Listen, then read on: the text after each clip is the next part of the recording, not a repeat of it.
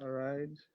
Good evening, good afternoon, good morning, followers of Sunrise Daily TV. I thank you for joining us. Please kindly share this live broadcast, share widely, uh, wherever you're watching from, which part of the uh, African country you are. Share it to your platform and make this go viral. Here we are here with a guest, Mr. Confidence Chizoro Okeke, uh, though he's from the Igbo extraction, but he's one of the people we regard as Black Americans. Uh, they are, so he'll be here to we'll talk about more on Africa, and the issues that concerns Africa.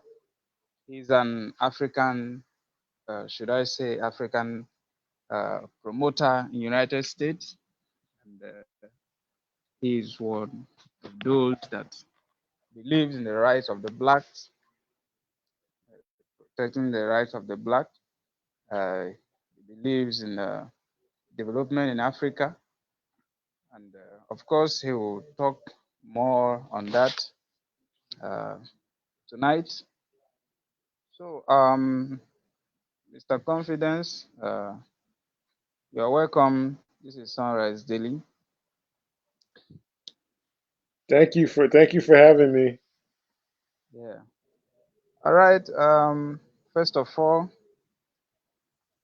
I know you as you've been talking about UNIA and ACL, UNIAACL, EACL, which is the Universal Negro Improvements Association and African Community League.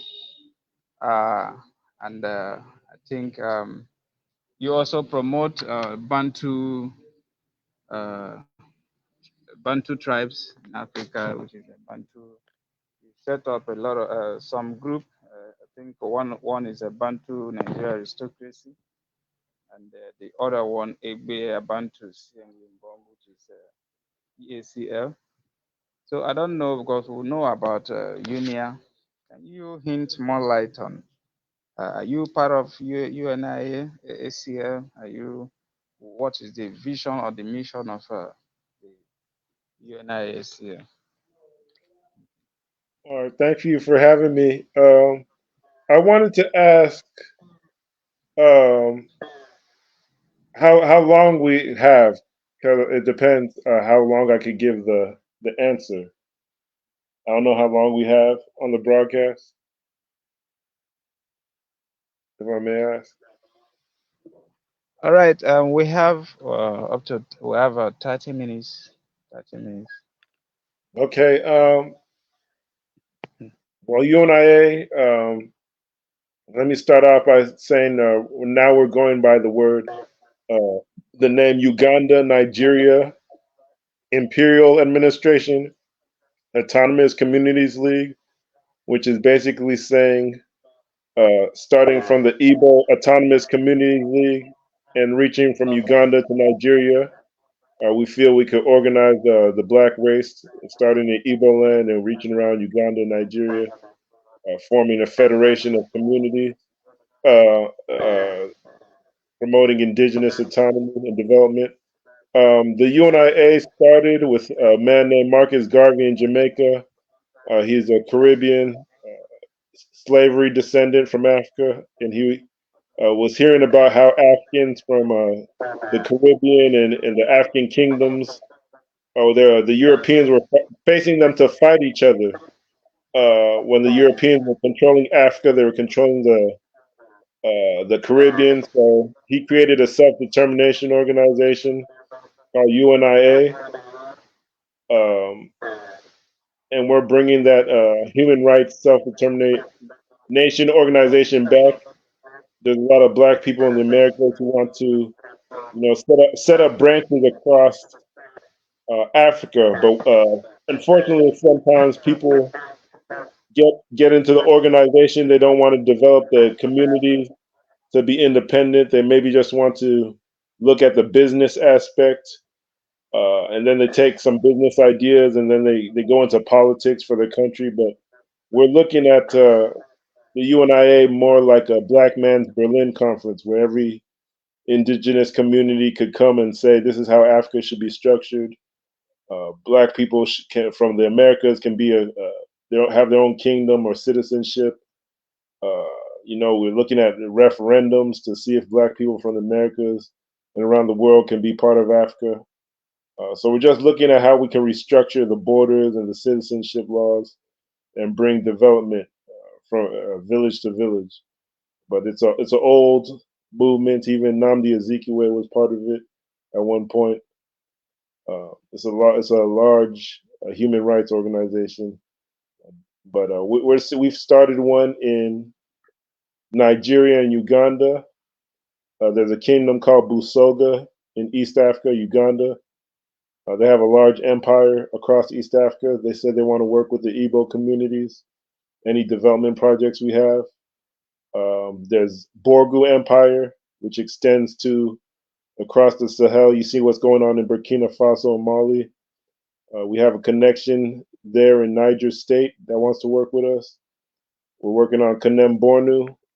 The Sahel is a hot topic across West Africa and East Africa.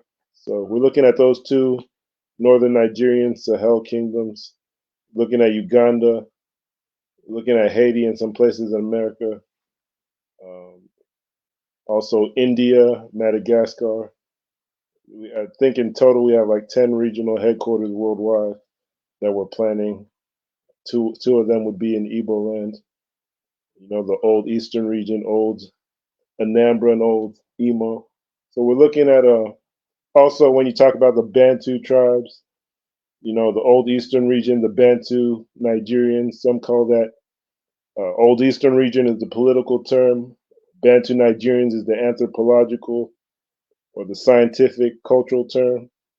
And some people geographically they say Biafra because it was on the map, but they're all the same term: Bantu Nigerians, Biafra, Old Eastern region, just political. One's cultural or scientific. One's geographic. So we're looking at village to village, having development projects, security, uh, maybe different citizenship laws that can include people who are kidnapped and want to develop a partnership. So that's the long or the short story.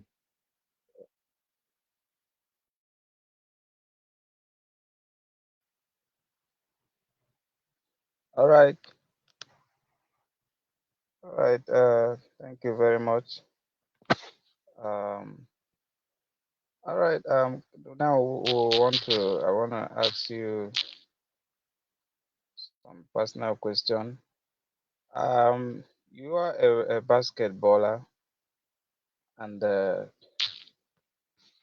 think you believe in basketball.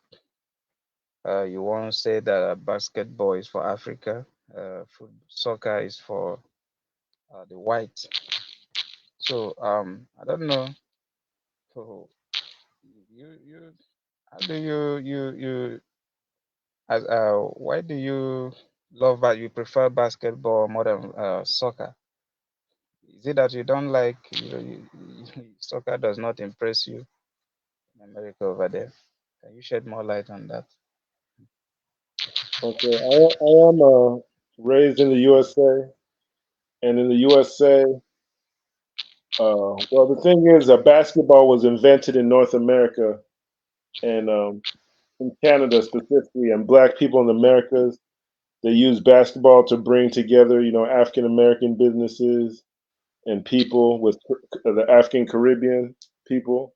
So they've been using basketball as an organizing tool in their communities, uh, in their neighborhoods. A lot of them didn't own land, so they'd have a hard time organizing themselves. Basketball was what really caught on in America over the last 100 years. Um, it's a way to possibly engage people and bring people back home. Whereas we know in Africa and South America, the Caribbean, soccer which was invented in Europe. And most of the teams that we love in soccer come from European villages and ethnic states. That the Europeans have. Um, but yeah, most of the basically I know in Europe dominates football and invented football, but here the Black Americans who have a large money, they make a lot of money. African Americans, they use basketball most. Soccer isn't as popular. And if we're talking about investment and money, raw numbers of money, Black people in America they go into basketball and use it to organize and start discussions on business. Um, yeah, they also we talked about the U.S. stock market, putting teaching people how to make money from the USA while living in America. I mean, living in Africa, trying to make money in the USA through the U.S. stock market, and we would like to have further discussions on that and bring that knowledge to the community and village level. Um, that's more data analysis, uh, computer based money making, the U.S. stock market, and eventually transfer the capital to Africa to do own autonomous community, small scale and large scale projects. So stock market and basketball were two things we've looked at as beneficial.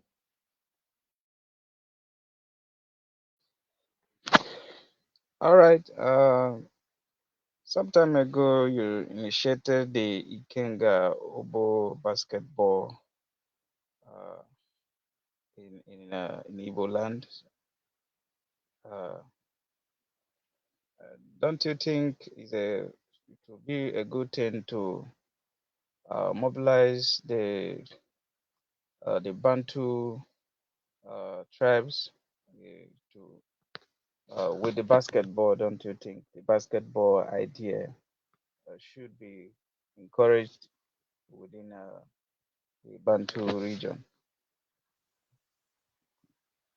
Yes, and I know that um, I would like to say, I did fund that out of my own pocket. So that's kind of the reason it stopped, or only was one session. But if my thing is that by raising, if we can organize people over here um, to start teaching how to make money independently, the communities can mobilize themselves. The Bantu tribe, the Ijara, the Fika Bibio, the Igbo, the Ogoni, the Calabar tribes, Ogoja. We can mobilize the Bantu tribes of the Coast, Old Eastern region, uh, and then those kingdoms that partner with us, Kanem, Bornu, Borgu, the Mali Empire, Uganda. We're seeing that if we start small, making money, we can finance the basketball. Um, but that's a continued dialogue. We haven't even mobilized the basketball teams in the USA. Um, but that's a work in progress. Um, I would like if we can, because we have so many projects. Even there's an ID system that's supposed to be attached. Um, there's education about people's rights that would be enforced by our organization. Um, it's such a long. I think it has to be a list of things that we're working on, and people give updates on how they're executing. There were some people we're working with in the USA that haven't been consistent in working on things. So I'm doing a lot of this by myself for the time being. But we're having more conferences on raising capacity in the USA. But we're ultimately we think we're going to use the stock market to finance a lot of that the basketball.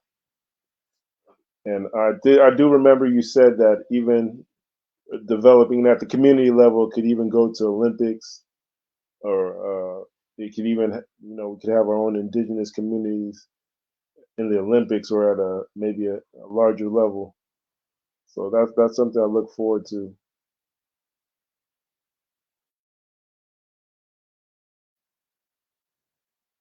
All right, thank you very much. Generally, what is your advice for Africans, viewers? Because after this live broadcast, a lot of people will still come back and watch. It's already West African time. So, what is your advice as somebody who's promoting or promotes Africans? What is your general advice? I think that will be our last discussion before we shut down. Um, I would say if we look at organizing Africa, we go by the numbers. We do know the largest tribes of Africa. Most of them reside, either in well, we could say they reside in Nigeria. The Hausa, Yoruba, Igbo, all over 50 million. Fulani, Fulbe, I think they're over 40 million. A lot of them are in Nigeria now.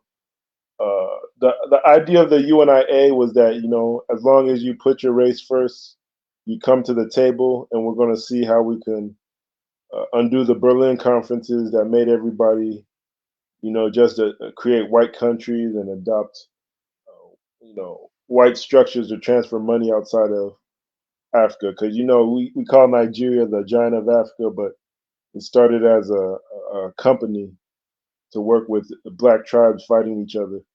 So what we're looking at is getting all the tribes together and all the communities to come together and say, what is our problem? We have the herdsman versus farmer issue since they say even biblical times. So it's not a new issue, but we know that there's people in North Africa taking land and chasing people across Africa. We just exist to put all the tribes at the table to say this is our Berlin conference. This is how we're going to structure Africa. This is how our new countries are going to be. I know Simon Ekpa has started something in the USA. Attempts even to try to engage cultural tourism and investment. They're trying to be more diplomatic. I know they have something like the ESN. That thing is more like it's in the Igbo character to want to be independent, and I think we had something called Ekumeku, where we rebelled against the British contraption even then. So we're saying everybody should come to the table if you have something positive as far as development. Let's bring the kings and the people, the kingdoms together, and let's all settle this once and for all. We're looking at the kingdoms in northern Nigeria that are strategic across the Sahel region. But it's overall it's just 10 regions, 10 headquarters, and we're looking at Igbo land as a central structure with their autonomous communities and their projects that they have. Even like you talk about vigilantes or neighborhood security, and the Akumeku, a lot of Black Americans, as advanced as they are, they don't even have that in their community. So we're looking at Igbo land as actually leading the Black race, uh, and we know that comes with maybe some jealousy or some issues, but I think we could take that responsibility and just continue organizing. So, we'll keep talking behind the scenes and organizing, uh, but we are happy where we're at right now.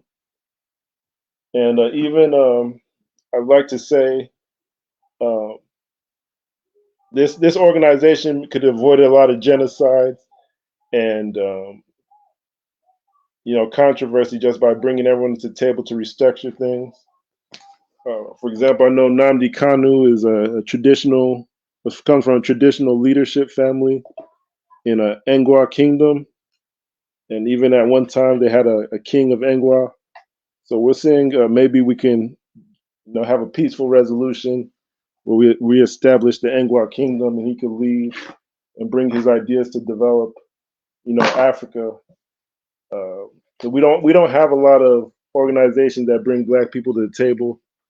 I know his group got banned, but at least he was extending an offer for people to sit at the table and seek a resolution. Whether you're Yoruba, Fulani, Hausa, everybody is invited to sit at the table of restructuring our kingdoms as Black people, and so that's just it. The Igbo don't discriminate like that in general. Everyone's invited, so we'll just keep it like that and move forward. All right. All right. Thank you very much, Mr. Confidence. It's pleasure having you on Sunrise Daily. To all our viewers, we appreciate you. Please kindly share this broadcast. Uh, Make it go viral. Share in all the platform you belong, on Facebook, on Twitter, on Instagram, on TikTok, on your WhatsApp groups. Uh, Make it go viral. Keep following Oh, Sunrise. I had one more request. We're actually getting our some of our emblems designed in Uganda. They have a sort of self determination league with their kings called the Uganda Kings and Cultural Leaders Forum. They speak with Museveni, who's a Pan Africanist. They like what we're doing. But if you have a community emblem you like designed, for $15, we have a brother in Uganda with their movement who will design it for us in partnership. And you know, if you, for example, if we're from Ihiala, maybe you could get a emblem with the light of the land, which is what the name means. We have I, Mbise emblems already. We have I think Abba and Gor. Yeah, we have I different think emblems that we like to do business around. So we, I because that think that's we're important. live to end the live Uh, program. uh, Yeah, thank you everybody. Thank you everybody. Thank you, Mr. Confidence. Good night, everyone.